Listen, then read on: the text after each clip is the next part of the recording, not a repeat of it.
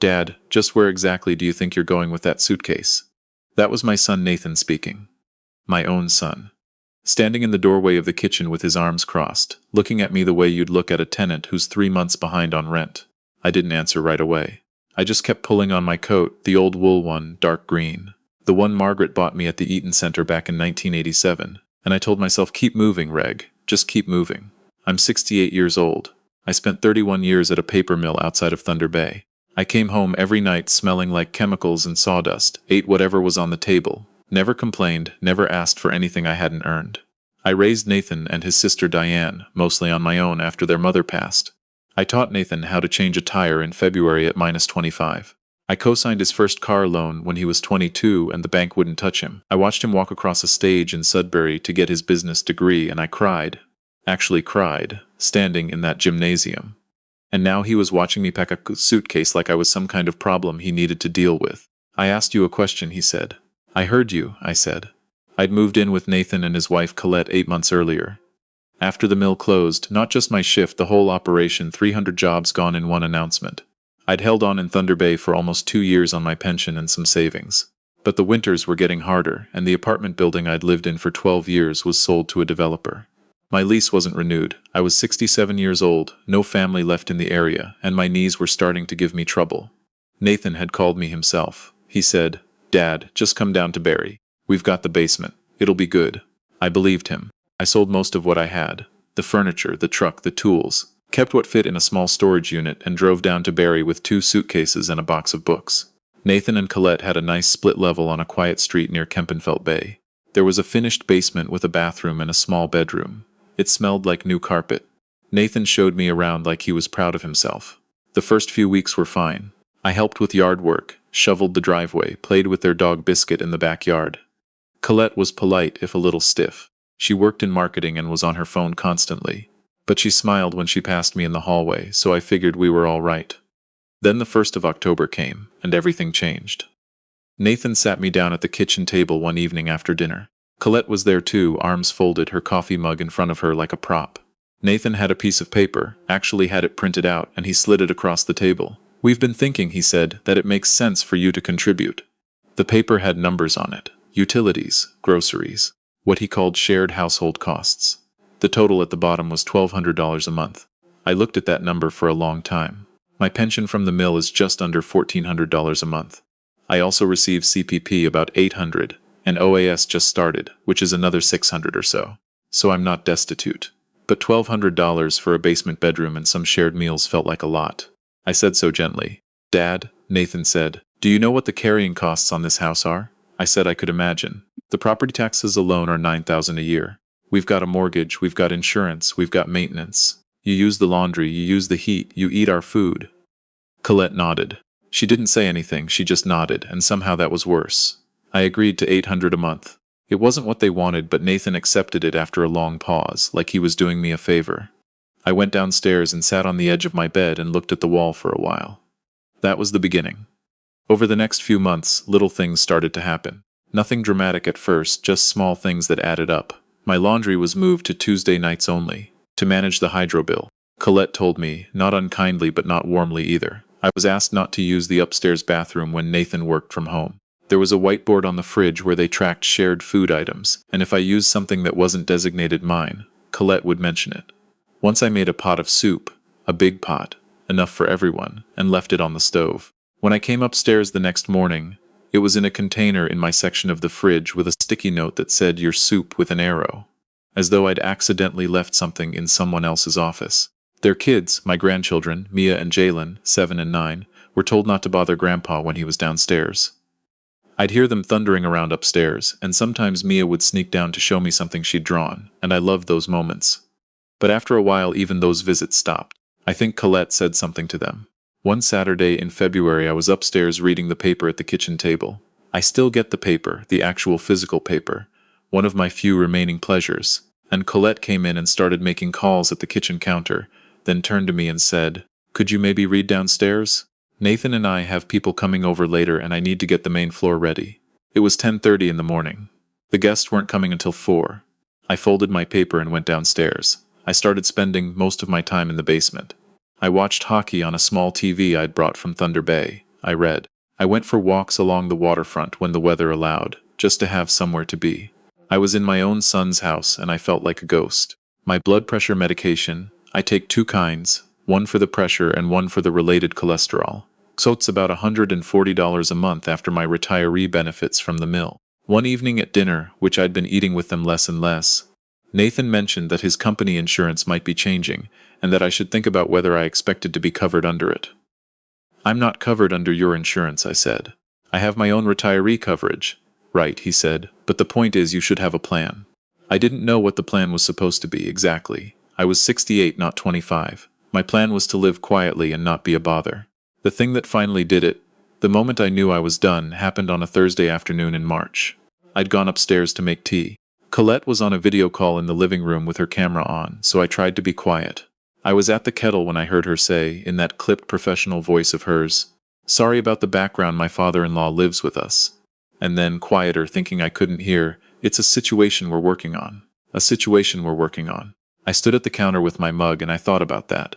A situation. I was a situation. After 31 years at a mill, after raising 2 children, after co-signing loans and teaching a boy how to drive in a snowy parking lot in January, I was a situation that needed to be worked on. I put my mug in the dishwasher. I went back downstairs, and I started thinking seriously about leaving. The problem was, I didn't know where to go. I'd looked into seniors' apartments before I moved in with Nathan. There are some decent ones around Barrie, some in Aurelia, a few out near Collingwood. But the wait lists for subsidized places can be 2-3 years in Ontario. Market rate for a one-bedroom was running anywhere from $1,500 to almost $2,000 a month in the area, which would eat up most of what I take in. I didn't want to drain my savings. I'd worked too hard for them. I talked to a friend of mine, a fellow named Douglas Parrish, who I'd known since our days at the mill. We talked on the phone most weeks. I told him what had been going on, not all of it, just enough. He said, "Reg, that doesn't sound right. You shouldn't be paying $800 a month to be miserable in your own kid's basement." I told him I wasn't sure I had better options. He thought about it for a moment and then he said, "You know who you should call? Eleanor. Eleanor Marsh." I hadn't thought about Eleanor in years. She'd been the administrative supervisor at the mill for the last decade of its operation. Sharp, practical. The kind of woman who could tell you exactly what was wrong with a situation, and exactly what to do about it in the same breath. Her husband had died about 3 years back, I knew that. She'd moved to the Collingwood area, I thought. Douglas had stayed in loose touch with her. "She bought a farmhouse out near Wasaga," Douglas said. "Big old place. She's been there by herself. Give her a call." I felt strange about it. I hadn't spoken to Eleanor in at least 4 years. Calling her out of nowhere to say that my son didn't want me in his house felt humiliating in a way I couldn't quite name. But 2 weeks later, after the morning I overheard Nathan on the phone telling someone, I never found out who, that the arrangement with my dad is getting complicated. I sat down on my basement bed and I called her. She answered on the second ring. We talked for almost an hour. She asked about Thunder Bay, about the mill closing, about how I was getting on. She didn't pry, but she listened the way certain people listen, fully, without filling in the silences. At some point I said, fairly plainly, that things weren't working out with Nathan, and that I was trying to figure out my options. There was a pause. Then Eleanor said, "Reg, how would you feel about renting the suite above my garage?" I didn't know what to say. She explained it carefully and practically, the way she always did everything. It was a small apartment, 1 bedroom, a sitting room, a kitchenette. Her husband had finished it for his brother years ago, but it had been sitting empty since. She'd been thinking about renting it to help with costs, but she hadn't gotten around to it. She named a number that was almost exactly half what I'd have paid anywhere else in the area. I asked her why she'd offer that to me. "Because I know you, Reg," she said. "And because I've got 12 acres and a century farmhouse and a dog with too much energy. And frankly, it would be nice to have someone around who I don't have to explain everything to." I told her I'd think about it. I thought about it for approximately 48 hours, which included 2 more evenings of eating alone in the basement, and one morning where I came upstairs to find a handwritten list on the kitchen counter in Colette's writing that said things to discuss with R. And the first item was escalating the timeline. I packed that Thursday. I wasn't trying to make a scene. I got up early, had my coffee while Nathan and Colette were still asleep, and I started carefully putting things in my suitcase and the 2 boxes I'd broken down and kept under the bed. I was almost done when I heard Nathan's footsteps on the stairs. He stood in the doorway of the basement bedroom. He had to duck slightly because of the door frame, and looked at my bags. "Dad, just where exactly do you think you're going with that suitcase?" I told him I was leaving. "Leaving where?" Collingwood area, I've found a place. He blinked. You didn't say anything about this. No, I said. I didn't. He stood there for a moment, and I could see him recalibrating. Not hurt exactly, more like someone who'd been expecting a conversation that now wasn't going to happen the way they'd planned. Colette appeared behind him on the stairs in her housecoat, hair still flattened from sleep, looking alarmed. Reg, this is very sudden, she said. We haven't had a chance to— To what? I asked. I wasn't angry, I was just tired. To escalate the timeline? She went quiet. She'd seen the list on the counter. She knew I'd seen it too. Nathan said, Dad, we're just trying to figure out what the long-term plan is. I have a long-term plan, I told him. I'm going to it now. I picked up my suitcase. Nathan took a step back. Colette didn't move. I carried my things out to my rental car. I'd booked it the day before, and I started loading. Neither of them came out to help. I didn't expect them to. As I was putting the last box in the back seat, I heard the front door open behind me. I thought it might be Nathan coming to say something. But it was Mia in her pajamas and rubber boots she'd put on wrong feet, carrying a drawing. She ran across the driveway and held it out to me. It was a picture of two people, a big one and a small one, standing beside something she'd labeled the lake. I assumed it was the two of us at Kempenfelt Bay, where I used to take her sometimes on Sunday mornings. So you don't forget us, she said. I tucked it carefully inside my coat. I told her I couldn't forget her if I tried. I kissed her on top of her head and I got in the car.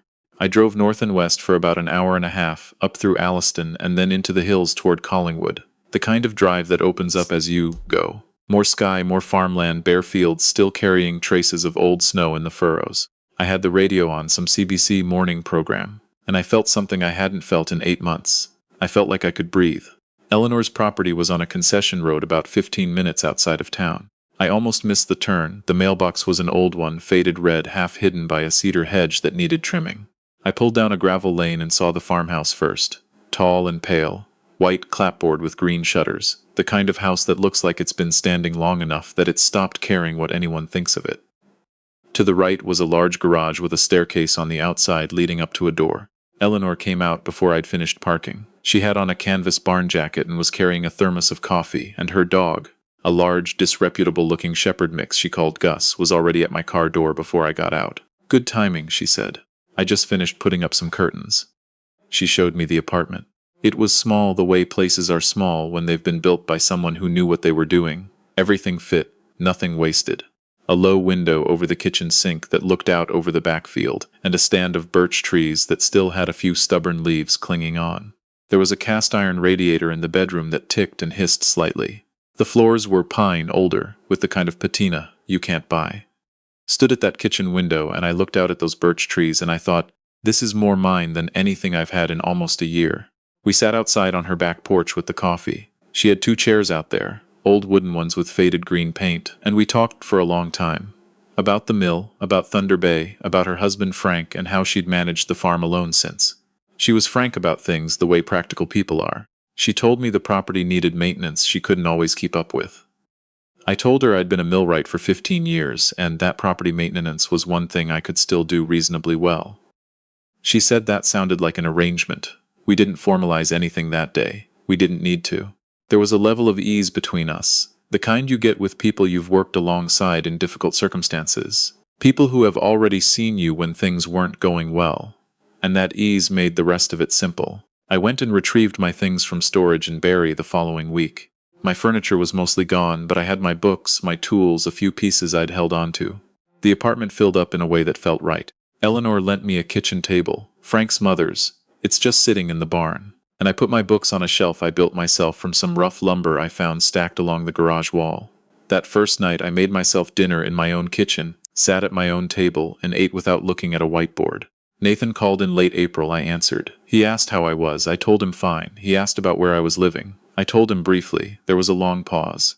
Dad, he said, I don't think we handled things very well. No, I said, I don't think you did either. He didn't apologize exactly. Nathan has never been good at that. A trait I probably didn't correct early enough. But he said that he and Colette had talked, and that they'd been under a lot of pressure that year, financial and otherwise, and that they hadn't considered how things were from my side. I told him I appreciated him saying that. I told him that I didn't want to carry it, that he was still my son and I still loved him, but that I needed him to understand that what happened had been real, and that I hadn't moved out on a whim. He said he understood. I'm not certain he did fully. Understanding is a process, not an event. But it was a start. Mia sent me another drawing in the mail the following week, through her mother's address. It was a picture of a red car driving away with a small man waving out the window. On the back, in printing that was clearly hers, with some letters backwards the way kids write them at 7, it said, "I miss you, Grandpa, come back sometimes." I pinned it to the wall above my kitchen table. In May, Eleanor and I started having dinner together once or twice a week. She cooked on Tuesdays. Proper cooking, the kind that takes time, roast chicken or a pot of lentil soup that lasted 3 days. And I took Fridays, which usually meant something simple. Pan-fried pickerel I'd got from a fisherman down the road, or a good thick chowder. It wasn't romance exactly. It was something quieter and maybe more durable than that. Two people of a certain age who had both learned, through different losses, not to waste what was in front of them. Gus started sleeping outside my door some nights, which Eleanor said was treasonous but didn't sound particularly bothered by. I took up the maintenance on the property the way I said I would. Cleaned out the gutters in June, restained the porch boards, helped get the old riding mower running again, after it had sat 2 winters without attention. I found I liked the work. My knees still complained on the stairs sometimes, but the rest of me felt more capable than it had in months, the way a person does when they're needed for something specific, and know they're doing it well. In July, Douglas Parrish came up for a long weekend. He and Eleanor had always got along, and the 3 of us sat out on the porch most evenings drinking whatever Eleanor found in the back of her pantry. There was a bottle of rye whiskey in there that Frank had apparently been given in 2009 and never opened, and we talked about the mill, about the people we'd known, about what the years had done to the town and the industry and to us. At some point Douglas looked around at the farmhouse, the old barn, the fields going amber in the late summer light, and he said, "Reg, you landed all right." I told him I thought I had. There's something I've thought about since, something I'd want to say to anyone in the situation I was in last year. The word they used, or the word that felt like it was in the room, even when no one said it out loud, was burden. My son and his wife had decided somewhere along the way that I was a burden. Maybe they'd always thought it and just started showing it. Maybe the financial pressures made them honest in a way they wouldn't have been otherwise. I don't know. What I know is that I let that word settle on me for too long. I started to believe it, a little. I started taking up less space, eating alone downstairs, folding my paper and going back to the basement because I didn't want to be difficult. I shrank, and here's what I've learned. When someone makes you feel like a burden, that's information about them, not about you. You don't solve that by becoming smaller. You solve it by leaving. I had a pension, and a few savings, and a friend who knew someone, and enough clarity left to make a phone call. Not everyone has all of those things. But most people have at least one. Most people have more than they think they have, when they're not spending all their energy trying to be invisible. I think about Mia sometimes, growing up watching how that household ran. What she's learning about how family works, what's owed to whom, what you do when things get difficult. I hope it comes out all right for her. I hope she forgets the whiteboard and the Tuesday laundry and the list on the counter, and remembers the Sunday mornings at the lake instead. The leaves were coming down fully by September, the birches outside my window going yellow all at once the way birches do, like they decided together. I raked the leaves in Eleanor's yard on a Saturday morning, Gus running circles in the piles as fast as I made them. Eleanor came out to tell me she'd made bread, and did I want some with my coffee, and I said yes, obviously yes. I'm 68 years old. I spent 31 years at a paper mill. I raised 2 children and learned, later than I should have, that a quiet life of one's own is not a consolation prize. It is in fact the thing. I live above a garage on a gravel road outside of Collingwood, Ontario. I have a kitchen table that belonged to a woman I never met, a shelf of books I've had since Thunder Bay, and a dog of uncertain loyalty who sleeps outside my door. Most mornings I wake up early and sit at the window with my coffee and watch the light come in over the back field, and I think, I am exactly where I'm supposed to be. That is not a small thing. That is everything.